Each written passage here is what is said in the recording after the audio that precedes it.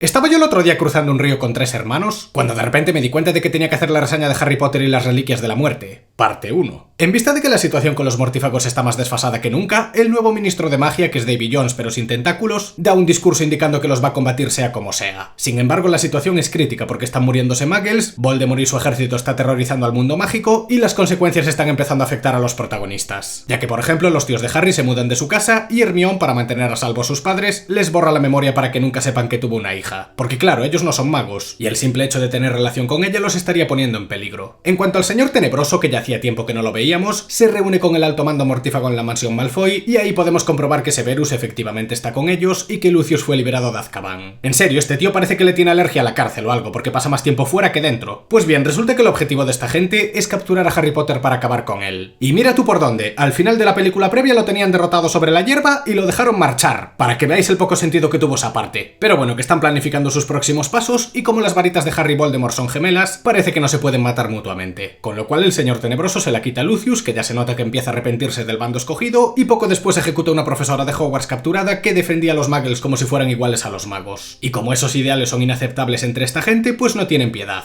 Mientras tanto, Harry, que estaba solo en casa recordando viejos tiempos, tiene que ser evacuado junto con la ayuda de la Orden del Fénix porque los mortífagos lo están esperando a la salida. Que con esto repito una vez más que al parecer tenía un hechizo de amor que lo protegía de Voldemort siempre que estuviese cerca de un familiar. Pero como no explican un carajo, pues parece que el señor Tenebroso simplemente respeta las vacaciones de verano de Harry. Sea como sea, conocemos algún integrante nuevo y el plan es que toda la Orden se tome una poción para parecerse físicamente a Harry y así despistar a los mortífagos haciendo de cebo mientras se lo llevan a Hogwarts, ya que él es el elegido para derrotar a Voldemort. Y pese a que esto hace sentir mal al protagonista, como los demás lo hacen voluntariamente, pues acaban saliendo en las escobas voladoras para ser perseguidos poco después por los mortífagos, dando lugar a la que se conocería como la Batalla de los 7 Potters, que termina con la muerte de la lechuza de Harry e incluso con un conflicto contra Voldemort en el que el protagonista consigue romperle la varita. De hecho, llega un punto en el que pelea casi de forma inconsciente, y tanto él como Hagrid consiguen llegar a la casa de los Weasley y despistar a los mortífagos, aunque bueno, por poco no lo cuentan. Eventualmente van llegando los demás integrantes, algunos de ellos sanos, otros bastante tocados, pero sobre todo emparanoiados, porque están tan obsesionados con los movimientos de Voldemort que incluso llegan a dudar sobre si usurparon la identidad de alguno. Pero al final prácticamente sale todo bien, a excepción de que Moody murió durante la batalla. Que la verdad que un personaje tan importante muera detrás de cámaras me decepcionó un poco, sobre todo teniendo en cuenta lo importante que fue su papel. Al parecer, pese a que ya sabían que los mortífagos los estarían esperando, están seguros de que alguien los traicionó porque sabían exactamente cuándo saldrían de casa. Que aunque al principio parecía cosa de Mundungus Fletcher, que aparte de ser el único que no regresó, también es el que tiene aspecto y actitud más sospechosas, resultó ser Severus, que como fue miembro de la Orden pues estaba al tanto de ciertos detalles. Aunque bueno, una vez más esta es una de esas cosas que en la película se explican de aquella manera. Así que como no te leyeses los libros lo vas a entender bastante a medias. Sea como sea, al ver que los miembros de la Orden se están poniendo en peligro por él, Harry tiene la brillante idea de salir por la noche para buscar los horrocruxes por cuenta propia y no arriesgar la vida de nadie. Lo cual, pese a parecer un acto noble, es una idea de bombero de 3 pares de cojones. Porque macho, la palma Moody para mantenerte a salvo, se ponen en peligro varios amigos tuyos, y ahora vas tú y prefieres exponerte a cualquier amenaza sin protección alguna. ¿Pero qué pretendes? ¿Que todos los esfuerzos fuesen en vano? ¿Que se pongan todavía más en peligro por andar buscándote? ¿O acaso quieres que tú, siendo el elegido para derrotar a Voldemort, que ya sabemos cómo funcionan las profecías en estas historias, pierdas la vida por una decisión estúpida y que por lo tanto nadie pueda con el señor Tenebroso? Es que pareces nuevo, Harry. Si eres el elegido significa que ganaste, así que deja de hacer el payaso. Menos mal que Ron lo convence, porque si no, menudo Cristo. Siguiendo el tema del romance con Ginny, parece que cada vez va a más, pero creo que no soy el único que piensa que entre estos dos no hay demasiada química. Desde mi punto de vista llego a conectar más con Cho, Hermione o incluso Luna que con la propia Ginny. Así que no sé, si en los libros está mejor desarrollado, es una pena que no hubieran sabido plasmarlo en la pantalla grande, porque la verdad es que parece que están un poco por estar. En cualquier caso, el ministro de magia aparece en la casa de los Weasley para llevarle una serie de pertenencias de Dumbledore que les había dejado como testamento, siendo estas el desluminador para Ron, que es aquella especie de mechero que atrapaba luces, unos cuentos para Hermione y para Harry la primera snitch dorada que atrapó jugando y en teoría la espada de Gryffindor. Pero como está desaparecida se va a tener que conformar solo con la snitch. Para decepción de los protagonistas, todo esto no les da la más mínima pista para encontrar los horrocruxes, así que están casi igual que antes y no tienen ni idea de por dónde empezar a buscar. Sin embargo, no todo es malo, porque para compensar un poco los tiempos difíciles, Flair y Bill Weasley celebran su boda para que la gente se distraiga y disfrute un poco de la vida. En esta parte un periodista le comenta a Harry que Albus tenía un hermano y también se menciona una tal Bathilda, que vive en el el mismo pueblo. Pero antes de entrar en detalles aparece una esfera mágica azul anunciando que el actual ministro de magia, que como ya pudimos ver estaba totalmente en contra de Voldemort y Jack Sparrow, acaba de morir y el ministerio prácticamente cayó ante los mortífagos. Y basta que se anuncie esto para que justamente esa gente ataque en plena boda y el trío protagónico tenga que escapar a duras penas teletransportándose a Londres, dejando atrás la Orden del Fénix y quedándose sin ninguno de los escasos aliados que aún les quedaban. Y ni siquiera ahí están a salvo porque apenas se toman un descanso en una cafetería y ya tienen que combatir contra más mortífagos todavía. O sea que básicamente los protagonistas lo van a tener muy jodido a partir de ahora. Y también te digo una cosa, entre el Ministerio de Magia en Harry Potter y la República en Star Wars, no sé cuál es la organización más inútil, pero la verdad es que me lo ponen difícil. Por suerte para ellos consiguen sobrevivir y se van al edificio de la Orden del Fénix para descansar hasta el día siguiente. Y una vez allí descubren que el hermano de Sirius había robado los Horcrux que se fueron a buscar a Albus y Harry para luego sustituirlo por aquel guardapelo falso. Así que estos hablan con Kreacher, que es el elfo doméstico de la familia Black, y este les cuenta que Mundungus, o sea, el tipo sospechoso que escapó durante la batalla de los 7 Potters, se llevó el guardapelo auténtico. Así que estos, aprovechando que el esclavismo de los elfos domésticos está totalmente normalizado, le ordenan ir a buscarlo para así encontrar el Horcrux. Y con este tema hay un trasfondo importantísimo entre Kreacher, el guardapelo auténtico, y el hermano de Sirius, que una vez más aporta información clave de cara a la película, pero la omiten o explican muy por encima, haciendo que los que no se leyeron los libros no se enteren de nada a menos que lo consulten por internet. Y eso es una cagada, sobre todo teniendo en cuenta que esta entrega en particular tiene muchísimo relleno. Pero mira, decisiones nefastas de la productora. Nada nuevo en este mundillo. Mientras tanto, los mortífagos se hacen con el control de Hogwarts y también llegan al poder del ministerio. Y para variar, el nuevo ministro es uno del alto mando de Voldemort. Y yo con esto me pregunto, ¿por qué las medidas para identificar mortífagos son tan estúpidamente ineficientes? Ahora ya da igual porque prácticamente se hicieron con el poder y no se puede hacer gran cosa. Pero en todos estos años había mortífagos infiltrándose en cada organización mágica y todos y cada uno de ellos tienen un puñetero tatuaje en el antebrazo. ¿Por qué nadie comprueba si se están colando seguidores de Voldemort en vez de dejar que se meta todo el mundo? En serio, tenemos una sociedad en la que puedes reconstruir una casa a base de magia y a nadie se le ocurre remangarle la chaqueta a la gente para comprobar si es un criminal. Es que no me jodas, vaya inútiles. En cuanto a los protagonistas, por fin le plantan cara a Mundungus porque Kreacher y Dobby lo trajeron de vuelta. Sí, Dobby, el elfo libre que tuvo un papel importante en la cámara secreta, pero que lleva desaparecido 4 películas. Pese a que en los libros nunca dejó de tener presencia. No es como si ahora le fueran a dar una muerte dramática de repente ni nada. Pues el caso es que efectivamente Mundungus se llevó el guardapelo, que es el auténtico Horcrux, pero Umbridge se lo confiscó. La misma mujer que fue capturada por los centauros y que ahora está en el ministerio tan campante sin que nadie sepa cómo. Lo dicho, o te lees los libros o te lo va a explicar tu padre. Pues eso, que el Horcrux está en el ministerio y para acceder a él los protagonistas secuestran a 3 ciudadanos y se toman una poción multijugos para hacerse pasar por ellos. La cuestión es que ya transformados se van al ministerio a través de un váter traslador, que la verdad no entiendo por qué eligieron una forma tan asquerosa de acceder, y una vez dentro se acaban separando porque los trabajadores de los que se disfrazaron parecen ser los típicos becarios a los que les encasquetan cualquier tarea. Para colmo se ve que tras la dirección del nuevo ministro, la organización se volvió mucho más purista y están empezando a discriminar a los de sangre mestiza. Cosa que me parece un poco rara si tenemos en cuenta que Severus es mestizo y sin embargo es casi la mano derecha de Voldemort. Pero bueno, que los del ministerio no tienen tanta suerte y parece que la mujer de Ron, o más bien del empleado original, va a ser juzgada por temas de pureza. A su vez Hermione y Harry se tropiezan con Umbridge y el protagonista más pronto que tarde consigue llegar a su despacho, que por cierto tiene el ojo mágico de Moody vigilando la entrada. O sea que se podría decir que cuando acabaron con él en la batalla de los 7 Potters, no lo vio venir. Vale, ahora que ya hice el chiste patético de turno, Harry revisa el despacho de Umbridge, descubre que están en busca y captura, y al no encontrar nada terminan todos en el tribunal, en donde precisamente estaban juzgando a la mujer del tipo del bigote por no ser una bruja. Entonces el trío protagónico vuelve a estar reunido, descubre que Umbridge tiene el guardapelo colgado del cuello, y por fin se dejan de rodeos y le meten un hechizaco en la cara que se lo llevaba rifando desde hace tiempo, se llevan el guardapelo, escapan de unos dementores a duras penas, y por último tenemos una escena bastante rara en la que Ron se besa con la mujer del otro porque quiero pensar que se metió mucho en el papel, pero la verdad es que fue extraño como poco. Y con esto, sin haber leído los libros, me la juego a que es exclusivo de la película, porque con las ideas de bombero que estuvieron teniendo no me extrañaría nada. El tema es que ya con el Horcrux recuperado escapan del ministerio y se transportan al bosque, que visto lo visto es uno de los pocos lugares en donde no los están buscando 24/7. Entonces Hermione cura a Ron porque por poco la palma en el proceso y acampan para pensar en cómo pueden destruir el guardapelo, ya que con la magia convencional parece que es imposible. Como de costumbre Dumbledore, en vez de explicar detalles importantes para facilitarle un poco la vida a esta gente, prefirió callárselo todo y jugar a los enigmas para que la experiencia fuese lo más complicada posible. Así que ahora que ya no está, los protagonistas tienen que usar la imaginación para intentar descifrar un posible mensaje en los objetos que les dieron en el testamento y así con suerte romper el puñetero Horcrux. Y todo esto mientras el guardapelo los va corrompiendo para que se enfrenten los unos a los otros y con algunos mortífagos carroñeros merodeando por el bosque. O sea que aún estando mejor que antes, siguen sin estar a salvo. En el proceso Harry tiene una visión en la que Voldemort interroga a un vendedor de varitas llamado Gregorovich sobre la conocida varita de Sauco, que se supone que es la más poderosa de todas. Pero como ya no la tiene consigo, se lo acaba cargando y se termina la visión. Aunque más tarde descubrimos que el que se la robó es ni más ni menos que Grindelwald, el antagonista principal de Animales Fantásticos. fantásticos. Pero eso ya es otro tema. Conforme más tiempo pasan con el guardapelo, peor va la relación entre esta gente. Porque Ron piensa que hay algo entre Hermione y Harry y siente celos de él. Obviamente condicionado por el Horrocrux. Entonces, como los personajes no saben cómo destruir el artefacto, ni tampoco pueden volver con la sociedad, se la pasan deambulando por distintas zonas sin saber muy bien qué hacer. Como si fueran nómadas, básicamente. Pero por suerte para ellos, Hermione, gracias a los cuentos que le dio Dumbledore, descubre que los Horrocruxes se pueden destruir con veneno de basilisco y por ende también con la espada de Gryffindor, que absorbió sus propiedades. Sin embargo, como no saben dónde está, la situación no cambia demasiado. Para colmo de males, Ron, que estuvo mucho tiempo con el Horrocrux colgado, termina explotando y abandona al grupo después de una discusión. Lo que pasa es que a diferencia de la que tuvo en el Cáliz de Fuego, que fue ridícula hasta decir basta, aquí por lo menos se puede entender que es por la influencia del Horrocrux. Así que lo deja atrás y se acaba largando. Llegados a este punto empecé a comprender que las Reliquias de la Muerte se dividió en dos partes para poder sacar más dinero de las entradas de cine. Porque la verdad es que la trama avanza tan puñeteramente despacio que resulta soporífera. Y si aún diesen información relevante, pues vale, por lo menos aportarían algo. Pero es que hay partes en las que se nota una barbaridad que querían meter relleno a toda costa. En fin, que en cierto punto al protagonista se le ocurre lamer la snitch dorada porque como la primera vez la atrapó con la boca, si repetía el proceso se revelaría un mensaje gracias a su memoria táctil, el cual dice que se abre al cierre, cosa que por ahora no termina de entender pero que en la siguiente película tendrá importancia. Entonces, como ya están un poco hasta los huevos de dar palos de ciego, siguiendo las pocas pistas que tienen se van a buscar a la ya mencionada historiadora mágica llamada Bathilda Bagshot, la cual vive en el mismo pueblo donde estaba la antigua casa de Harry, y debido a su oficio quizás sepa dónde encontrar la espada de Gryffindor. Entonces estos dos se van al pueblo de Godric Hollow justamente en Nochebuena y allí visitan la tumba de los padres de Harry para darnos un momento emotivo. Sin embargo, no tardan en toparse con la famosa Bathilda y se van con ella a su casa. El problema es que esa mujer en realidad era Nagini transformada y les quería tender una trampa. Y es que resulta que los mortífagos terminaron con la historiadora tiempo atrás y el señor tenebroso dejó a su serpiente allí para tenderle una emboscada a los protagonistas. Pero por suerte para estos consiguen escapar y antes de darse cuenta ya están otra vez en el bosque sin haber progresado en lo más mínimo. Y para colmo la varita de Harry se quemó. Vamos, que el 70% de la película consiste en los protagonistas dando palos de ciego. Afortunadamente en cierto punto el protagonista ve el patronum de un ciervo por entre los árboles que lo atrae hacia un lago helado en el que está la espada de Gryffindor. Que esto en cualquier otra película sería una conveniencia gigantesca. Pero como la espada se transporta sola y aquí la gente sabe hacer magia, pues no se le puede echar en cara. Pero lo dicho, que ya localizaron la espada y Harry, en vez de comentárselo a Hermione para que la pueda recuperar sin dificultades, prefiere meterse en un lago helado él solo y casi de noche. Total, que puede mal ir sal. Pues todo, chaval, todo puede mal ir sal. Porque aun por encima de meterse en esas condiciones, ni siquiera se sacó el Horrocrux del cuello. De tal manera que cuando se mete en el agua casi se ahoga por culpa del guardapelo maldito y de no ser por Ron, que apareció guiado por el desluminador de Albus, el protagonista no lo habría contado. De verdad, lo de Harry siendo más impulsivo que Cristo es algo que de no ser por sus amigos lo habría llevado a la tumba como 40 veces. Piensa un poco las cosas, chaval, ya te lo dije muchas veces, piensa las cosas. Ahora que ya tienen la espada, toman la decisión de que sea Ron quien destruya el Horrocrux. Así que pese a que el guardapelo manifestó una especie de monstruo de lodo que intenta provocarlo constantemente para que se enemiste con sus amigos, el chaval acaba destruyéndolo y comprobando que efectivamente la espada tiene la capacidad de romper Horrocruxes. Entonces vuelven con Hermione, por algún motivo Harry no pilló la hipotermia de su vida por bañarse en un lago congelado de noche, y del mismo modo, pese a que Ron se había alargado por la influencia del Horrocrux, Hermione está bastante enfadada con él. Y sé que estoy siendo repetitivo, pero la relación entre estos dos es tóxica de cojones. No sé por qué hay tanta gente romantizándola, pero por lo que llevo visto en las últimas películas están soltando red flags cada 5 minutos. Es que tío, si el señor tenebroso maldijo el guardapelo para corromperte, no entiendo por qué te enfadas con él. Es como si cuando te petrificaron en segundo año te echan en cara que eres una frígida. Es que de verdad, no entiendo qué le ven de romántico a la relación de estos dos. Pero bueno, cada loco con su locura. Puesto que el guardapelo ya está destruido y no saben dónde buscar el siguiente Horrocrux, los protagonistas se van a la casa de Luna en Lovewood porque en los cuentos de Dumbledore había un símbolo que se repetía varias veces del que curiosamente el padre de Luna tenía un colgante. Que esto no lo conté, pero estaba en la boda de antes y pudieron verlo. Entonces se van a su casa, descubrimos que es bastante rarito, que también tiene los dos brazos, o sea que por ahora no va a tener problemas con Spider-Man, y este les explica que ese símbolo, pese a parecer de los Illuminati, en realidad representa las reliquias de la muerte. Y es que según él hay una fábula que cuenta como 3 hermanos magos consiguieron cruzar un río en el que solía morirse todo el mundo y al otro lado se manifestó la muerte dispuesta a concederle un premio a cada uno. El mayor de todos pidió la varita más poderosa del mundo, así que la muerte le dio la de Sauco, que es justamente la que está buscando Voldemort. Pero pese a que por un tiempo consiguió ser el mago más poderoso, se lo acabaron cargando mientras dormía. El segundo hermano recibió una piedra capaz de resucitar a los muertos porque quería devolver a la vida a su mujer, pero para cuando lo hizo no le gustó el resultado porque se volvió fría y distante, así que se acabó quitando la vida. Y el tercero, que ya se olía la trampita, le pidió una forma de evadir a la muerte todo el tiempo que pudiera, así que esta, muy regañadientes, le dio un trozo de su capa, concediéndole así la capacidad de ser invisible, y al final el más pequeño de los hermanos fue el más longevo de los 3. Pues bien, se dice que el que tenga las 3 reliquias juntas sería el Señor de la Muerte, y si las juntas todas forman el símbolo de ese collar. Sí que es cierto que en el mundo de Harry Potter hay más capas de invisibilidad que tienen ciertas limitaciones, pero al parecer la del protagonista es una de las 3 reliquias, así que todo este tiempo tuvo un objeto legendario sin siquiera saberlo, todo. El problema con todo esto es que el padre de Luna había pactado con los mortífagos para entregar a los protagonistas a cambio de que le devolviesen a su hija, ya que ésta se encuentra capturada en la mansión Malfoy, y para cuando aparecen los siervos de Voldemort, en vez de colarse en sigilo o esperar a un momento más adecuado, entraron a saquísimo reventando todo con hechizos y al final le destrozaron la casa al pobre hombre sin siquiera haber capturado a nadie. O sea que ahora, aparte de perder la casa, también perdió la oportunidad de recuperar a Luna. Aún así, pese a que Harry y los demás volvieron al bosque, tienen un encontronazo con los carroñeros de antes, pero esta vez sí que los capturan. Aunque por suerte Hermione le tiró un hechizo al protagonista con el que se le hinchó la cara como si hubiese tenido una reacción alérgica. Así por lo menos no lo pueden reconocer. Y por cierto, en el proceso se puede ver como Harry tiene una visión en la que Voldemort logró localizar a Grindelwald y acabar con él antes de averiguar dónde está la varita de Sauco que lleva buscando toda la película. Entonces, volviendo con el trío protagónico, para cuando se los llevan a la mansión Malfoy, Draco finge no reconocerlos y entonces los encierran en las celdas, en donde se reúnen con Luna y unos cuantos más que habían sido capturados por los mortífagos. Mientras tanto, Bellatrix, que también estaba en la mansión, tortura a Hermione para interrogarla y también se enfada mucho porque supuestamente la espada de Gryffindor la tenía guardada en una cámara. Pero antes de seguir con esto, aparece Dobby para rescatarlos y los ayuda a escapar acabando con Peter Pettigrew, la cual fue una muerte un poco chamullera, sobre todo si tenemos en cuenta cuantísimo daño le provocó a Harry. Pero lo dicho, que Dobby los ayuda a escapar, tienen un conflicto con los mortífagos y al final consiguen salirse todos con la suya. O eso parecía en un principio, porque justo cuando se iban a teletransportar, Bellatrix le tiró un cuchillo al elfo y lo hirió de gravedad. De tal manera que para cuando llegaron a una playa lejos de la mansión, Dobby se muere en brazos de Harry. Y esta muerte habría sido mucho más emotiva si no hubiesen pasado de él durante 4 películas. Pero mira, que parece que al ritmo que vamos, no va a quedar un personaje vivo que sea mínimamente cercano a Harry. Porque amigo que hace, amigo que estira la pata. En fin, que tras la pérdida lo entierran en una colina y poco después se nos revela que Voldemort por fin consiguió la varita de Sauco, que todo este tiempo resultó ser la misma que tenía Dumbledore y por lo tanto estaba guardada en su tumba. O sea que el señor tenebroso ya tiene la varita más poderosa del mundo y los protagonistas no destruyeron ni la mitad de los Horrocruxes. Harry Potter y las Reliquias de la Muerte parte 1 es posiblemente la peor de entre las 8 películas de la saga. Y tranquilo, guarda esa escopeta que te veo venir. No es que sea la peor porque la considero una mala película, ni tampoco porque tenga unos errores argumentales gigantescos. De hecho, en ese aspecto creo que la 4, 5 y 6 cometen errores considerablemente más graves. El verdadero problema de esta entrega es que se siente incompleta y con una cantidad de relleno apoteósica. Es más, la distribución de los eventos es nefasta, porque para empezar tiene relleno a tomar por saco, hasta tal punto que la mayor parte del metraje consiste en los protagonistas acampando por el bosque y discutiendo. Pero luego hay un montón de cosas que suceden atropelladamente, como por ejemplo el desenlace de la mansión Malfoy, o que directamente están mal explicadas. Pero esto último lo detallo en breves. Y no me vale la excusa de que como hay una segunda parte, no se le puede echar nada en cara. Porque la primera parte de Dune, aunque se sigue sintiendo como una película cortada, por lo menos te embadurna con su lore y te explica correctamente cómo es el mundo en el que se desarrolla todo. Las Reliquias de la Muerte parte 1, en cambio, tiene un comienzo brutal, pero tras el ataque de la boda empieza a volverse terriblemente monótona, habiendo momentos en los que el relleno se siente muy descarado. Y si esto ya resulta molesto en una serie, en una película es todavía peor, ya que la duración es menor y por lo tanto hay menos minutos disponibles para comprimir la historia de todo un libro. La sensación que tuve con este metraje fue exactamente la misma que con Sin Sajo parte 1, y es que como la compañía de turno estaba sacando bastante pasta con la franquicia y solo les quedaba una película por adaptar, pues decidieron dividirla en 2 partes, siendo la primera de estas una introducción hasta el culo de relleno y la conclusión pues ya es considerablemente mejor. Pero claro, juntas ambas historias y te queda la sensación de que habría quedado bastante mejor contar todo en una sola película un poco más larga, o en su defecto, ya que la haces en 2 partes, que por lo menos ambas se sientan completas. Es que esta no es la primera vez que adaptan un libro más de una película, pero a diferencia del Señor de los Anillos o incluso El Hobbit, por poner un ejemplo, aquí no supieron darle una trama principal que se sienta completa. Quisieron enfocar toda la historia en los protagonistas intentando averiguar cómo romper el guardapelo y por el medio te dejan una barbaridad de información a medio contar. Y a esto es a lo que me refería antes, porque si tanto les preocupaba rellenar la película para que superase las 2 horas, pudieron enseñar algo más de la batalla de los 7 Potters, o mejorar el desarrollo entre la relación de Ginny y Harry, o el trasfondo de Kreacher y el hermano de Sirius, así como su viaje a la gruta para llevarse los Horrocrux, o todo lo relacionado con la varita de Sauco, Gregorovich, Bathilda, la mala fama que le intentan dar a Dumbledore, la muerte de Grindelwald, que es el antagonista principal de las precuelas y aquí lo tratan como un pelele, o el pedazo de espejo doble, que esto lo explica mejor en la segunda parte, pero tampoco os vayáis a pensar que entran en detalles. Las escenas interesantes pasan demasiado rápido y la información secundaria te la dan a medias, pero luego cada acampada de los protagonistas, cada discusión y cada momento inútil en medio del bosque tiene hasta el último detalle. El relleno está justificado entre comillas cuando hay poco material, pero habiendo tantas cosas por contar y que aún así prefieran sustituirlo por paja, es imperdonable. Además es que hubo decisiones pasadas que dificultan muchísimo el poder entender la trama, como el regreso de Umbridge al ministerio, que Dobby desaparezca 4 películas, o que la familia Malfoy cada vez se sienta más distante de Voldemort. Que sí, con esto último podemos intuir que los estuvieron machacando bastante, pero es que no explican nada. Te lo enseñan, en el mejor de los casos sueltan alguna cosilla de refilón, y como no te leyeras los libros estás jodido. Y una adaptación nunca debe depender de un libro para que se entienda. Debe ser fiel a su historia, eso sí, pero nunca dependiente, porque entonces ya no es una buena adaptación. Imagínate convierte una leche sin lactosa supuestamente apta para los intolerantes, pero que aún así les sienta mal a menos que se tomen un medicamento que evita que dicha lactosa les haga daño. ¿Sería una buena leche sin lactosa? Por supuesto que no, sería un pedazo de mierda que no supone ninguna diferencia con la leche convencional. Pues con esto tenemos algo parecido. ¿Es una buena adaptación si para entenderla te tienes que leer los libros igualmente? No, porque para eso me leo los libros de primeras. ¿Es una mala película? Ya dije antes que tampoco, pero llegados a este punto, la historia tiene un montón de incógnitas que por puras decisiones de escritura no se llevaron a la pantalla grande. Y ahora, justo en la recta final, tenemos un pifostio que solo se puede entender consultando en Google o habiéndote leído las obras de J.K. Rowling. Añadiendo algún aspecto positivo, que los personajes sean prácticamente adultos, te hace recordar con nostalgia todo el camino que recorrieron y cómo cambiaron los tiempos desde entonces. Y como ya dije en otros vídeos, que esta gente crezca a la par que gran parte de su público es una experiencia que solo se puede experimentar unas pocas veces en la vida. Y Harry Potter fue una de ellas. A su vez, la atmósfera oscura me parece un puntazo que le da un toque de seriedad que le viene como anillo al dedo, ya que cuando eran niños lidiaban con aventuras más infantiles, o al menos esa era la perspectiva, y en cambio ahora ya están enfrentándose a problemas serios cuyas consecuencias son muy reales. Además, pese a que el concepto del niño elegido y la profecía para derrotar al malo es algo que está quemadísimo, el ver cómo la Orden del Fénix arriesga su vida para proteger a Harry hace que no le des tanta importancia al hecho de que todo esto se sostiene por un cliché, pudiendo así disfrutar de una obra cuya base principal es bastante genérica, pero con una ejecución que está bien llevada. Del mismo modo, el ver cómo la Orden se dispersa y el Ministerio cae ante los mortífagos da una sensación asfixiante para los protagonistas en la que te das cuenta de que lo tienen muy jodido para ganar. Y para colmo, cada vez que consiguen algo aparece un problema nuevo que, combinado con el final del metraje, por lo menos te deja muchas ganas de saber cómo continúa. O sea que el suspense y la atmósfera opresiva también se hicieron correctamente. Pero lo mejor de todo es que llegados a este punto, Harry se siente realmente importante. Pero no por lo que es él, sino por cómo lo tratan los demás. Ya no estamos hablando del niño milagroso que acabó con Voldemort sin saber cómo, sino de la última esperanza del mundo mágico para que el Señor Tenebroso no se vuelva a alzar. Y por muy importante que sea, es el compañerismo de todos sus amigos lo que lo ayuda a seguir adelante. Creo que los personajes mayoritariamente tuvieron un rol que enriquece mucho la película, quitando claro el romance forzado entre Ginny y el protagonista o los momentos tóxicos entre Hermione y Ron, que no me terminan de gustar. Pero esos momentos de desconfianza entre los miembros de la Orden tras la primera batalla, la planificación para sacar a Harry de casa y todos los demás momentos por el bosque te hacen sentir que realmente confían en el protagonista. Así que lo dicho, puede que lo del elegido sea un cliché, pero por lo menos lo supieron manejar. En cuanto a las conveniencias e incongruencias hay unas cuantas, como por ejemplo que Dumbledore se anticipe tantísimo a lo que va a pasar, que los protagonistas necesitasen una poción multijugos para colarse en el ministerio y que casualmente se la quitasen a Moody poco antes, o la incompetencia que tiene el ministerio a la hora de filtrar mortífagos entre sus filas. Es que tío, una varita es más peligrosa que un arma, y sin embargo por no querer remangar a la gente y comprobar su lealtad, dejan entrar a cualquiera, y luego claro, pasa lo que pasa. Cuando anunciaron que iban a hacer un reboot de Harry Potter en HBO, me pareció algo innecesario, pero ahora que le doy un revisionado a la saga me doy cuenta de que como adaptaciones tienen bastantes carencias. Visto lo visto, quizás no sea tan mala idea contar una historia más fiel a las novelas para que se desarrolle mejor a lo largo de varios capítulos en vez de comprimirlo todo en unas pocas películas, porque luego tenemos metrajes que o bien ignoran gran parte de la historia o, como es en este caso, añaden relleno para alargar su duración pero sin saber cómo gestionar los eventos mostrados. Para mí Las Reliquias de la Muerte parte 1 es la peor película de Harry Potter, y no por ser mala, sino porque como ya dije se siente incompleta y a rasgos generales es la más floja. Quizás si le hubiesen dado otro enfoque, contando por ejemplo todos aquellos aspectos que se dejaron en el aire, podría tener otra opinión, pero tal y como salió el producto final, depende demasiado de la segunda parte para que se pueda considerar buena. Y eso no pasó ni siquiera con la Orden del Fénix, que también era bastante simple. Así que lo dicho, de las 8 entregas alguna tenía que ocupar la última posición, y a mi parecer de entre todas las películas, esta es la que menos me transmite.